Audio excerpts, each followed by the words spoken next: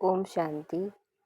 आज 28 अप्रैल 2025 का आज का पुरुषार्थ सुनते हैं।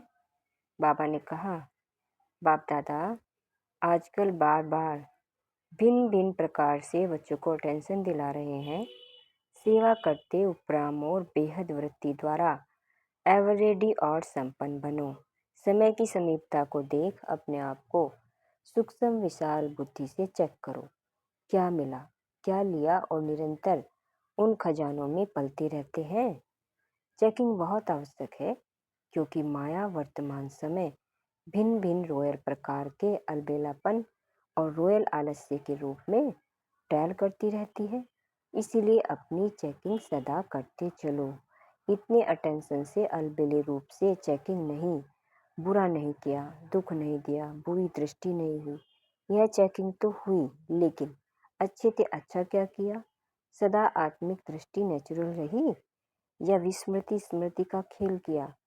कितनों को शुभ भावना, शुभकामना और दुआएं दी। बच्चे बाप की यह पढ़ाई ही परिवर्तन की है, अर्थात स्वयं को शरीर की बजाय आत्मा समझना। आप बच्चों को हमेशा समझना है कि मैं आत्मा हूँ, विशेष आत्मा हूँ, साधारण नहीं हूँ। मेरे सारे कर्म विशेष होने चाहिए। बच्चे, ऐसा परिवर्तन तभी संभव है जब आप स्मृति स्वरूप रहते हो, अर्थात आपको सदा याद रहे कि मैं गॉडली स्टूडेंट हूँ, मैं देवलोक में जाने वाली श्रेष्ठ आत्मा हूँ, मैं विश्व परिवर्तक हूँ। और जब आप स्मृति स्वरूप स्थिति में रहते हो, तब आपके पुराने संस्कार आते तो हैं, परंतु आप पर भारी नहीं होते, अर्थात आप अपने बुरे संस्कारों को संकल्पों में ही खत्म कर देते हो, वाचा और कर्मणा तक नहीं आने देते। जब आप विस्मृत होते हो, तब आपके पुराने संस्कार अपना काम कर जाते हैं, जिससे कि आपका हिसाब किताब बन जाता है। बच्चे, अब सब आत्मा के प्रति शुभ भावना संपन्न बन अपना नया हिसाब किताब बनाना बंद करो। तब ही तो आप अपने पुराने हिसाब किताब फिनिश कर प्राप्तियों का अनुभव कर सकते हो। बस इसके लिए स्वयं पर अटेंशन की जरूरत है। जब आप बच्चों के अंदर परमात्मा बाप की नॉलेज समा जाएगी, तब आप अपना नया हिसाब किताब नहीं बनाओगे। और जब आपके अंदर बाप की याद समा जाएगी, तब आप पावरफुल बन जाओगे और आपके पुराने संस्कार जलकर भस्म हो जाएंगे। तभी आप बाप समान गुण स्वरूप और शक्ति स्वरूप बन पाओगे।